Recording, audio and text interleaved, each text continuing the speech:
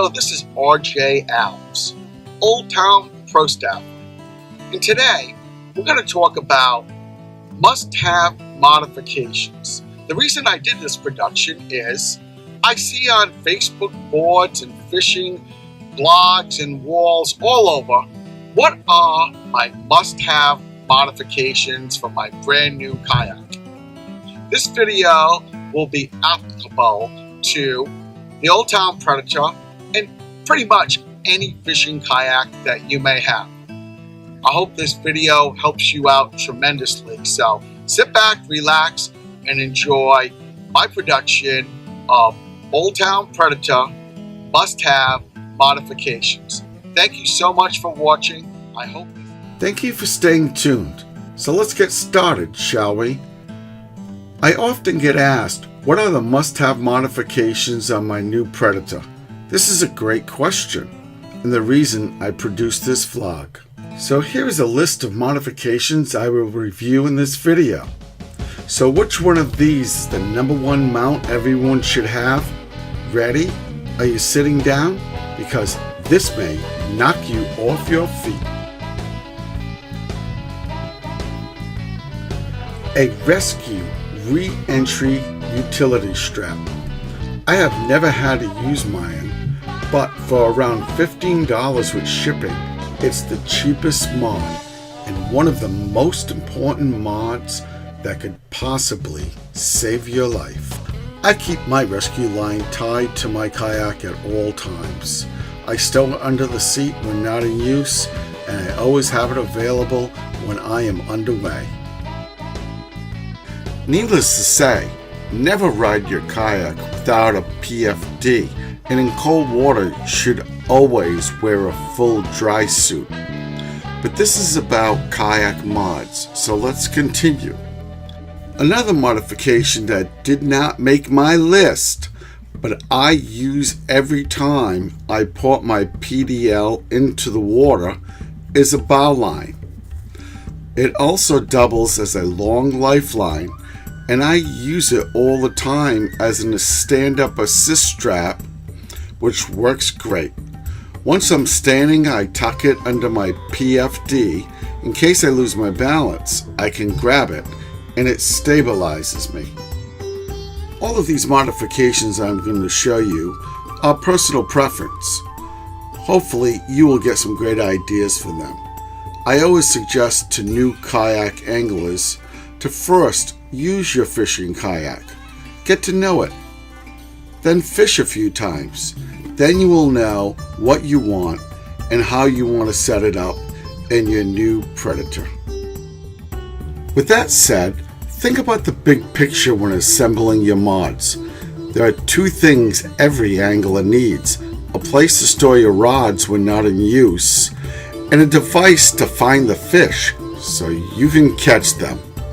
I set up the entire stern of my PDL around a system that I knew would integrate with everything else I was going to add. Believe me, this system is the easiest, softer way to arrange the stern of your fishing machine. I highly recommend the versatile Yellow Dog rod holding system. Here is why. I can put 4 rods in it, but Yellow Dog also has a Big Dog mount with 3 extra tubes. This system has 2 Scotty female mounting plates to put anything else: action cam mount, other rod holders for trolling. I also added the base to my VisiCarbon Pro light and flag. Lastly, there's plenty of room to put leashes for your rods when I fish in rough, salty water. So where do I put my tackle box?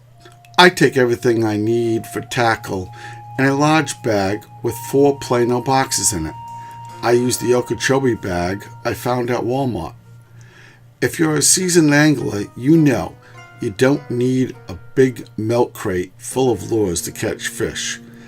I have a video explaining why you don't need umpteen million boxes of lures on your yak all the time.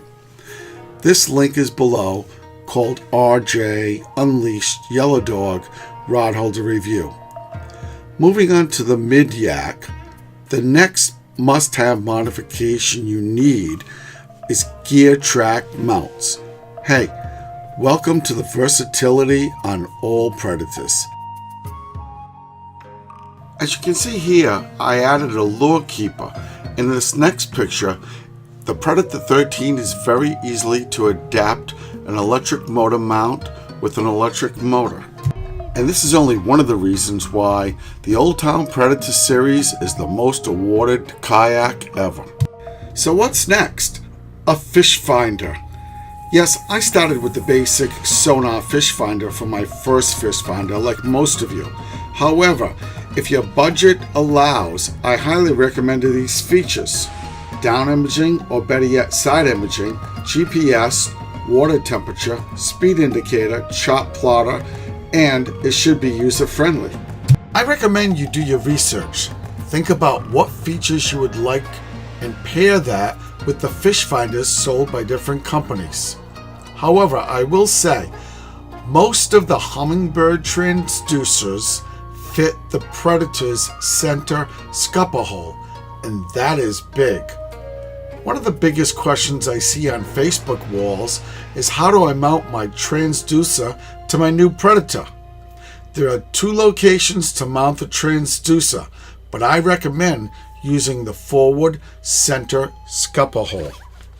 There are only 2 main ways to mount a transducer: do it yourself or buy a transducer mounting kit. So where do you put the head of the fish finder unit? I believe this is a very important question. I have mine mounted close to me on the starboard side of my yak. I can easily read it, change features, which is very important to consider. Plus, having the screen close to me, you can learn how to use it while on the water instead of in the demo mode. Yes, a power pole on your stern is an awesome tool to have, but an anchor trolley is much less expensive. Modifying your Predator is all part of a process. Carefully choose which mods are most important to you and how you are going to disperse your modification budget. If I had to choose between a power pole and a higher end multifunctional fish finder, hands down, I would get the side image or down image fish finder that has GPS capability. I caught this bad boy while I was on an anchor. I started with an anchor trolley and I still use one today. It's easy to set up at a very low cost. Being a kayak fisherman and video producer, an action cam was a must for me. I have used several different GoPro models. I still use the GoPro Hero 4 Silver, and it's all I need to produce my non-Hollywood productions. The mount I use is a Scotty mount with an extender arm and a Scotty portable camera mount, number 135. Where you mount your action cam and how you use it, well, that's up to you. I move my action cam around on different trips. As you will see at the end of this video, I was lucky enough to land my personal best largemouth bass on the port side of my PDL with a rear to front view camera angle. After all, we are anglers, so have the ability to move it around. So we have our poles secure, we found the fish, we hooked them up, we captured it on video and pictures. Now it's time to say goodbye to Mr. Fish and put him back in the water. There are many different pliers on the market. I found a small pair that has braid cutting ability as well as a split ring feature works best for me. I also use a long pair of pliers for those deep set hooks. It's also a good idea to have a pair of fish grips on board for those sharp tooth fish. Like most, I have lost most of these items at one point or another, and now I have found secure places for them, as you can see in these pictures. It's always a good idea to have some tools and extra parts for any kayak you use. Now here is where I keep a small toolbox in the center compartment and a Tupperware container velcroed. Along with tools, I have some extra pins, an extra prop for my PDL. Also, I stow my anchor and rescue line there when not underway. Well, I hope I covered everything I promised at the beginning of this production. As promised, here's a video of my personal best. This was only the second day out on my new PDL. I had very little modifications on my Predator, which only goes to prove you do not need every mod in the world to catch quality fish.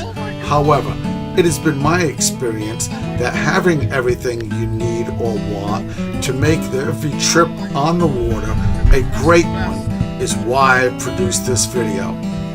I hope you have many great days out in the water in your fishing kayak. And don't forget, if you see me out there, yell, "Hey, RJ." So on behalf of the Old Town Pro staff, the Old Town Company, thank you so much for watching, because adventure lives here.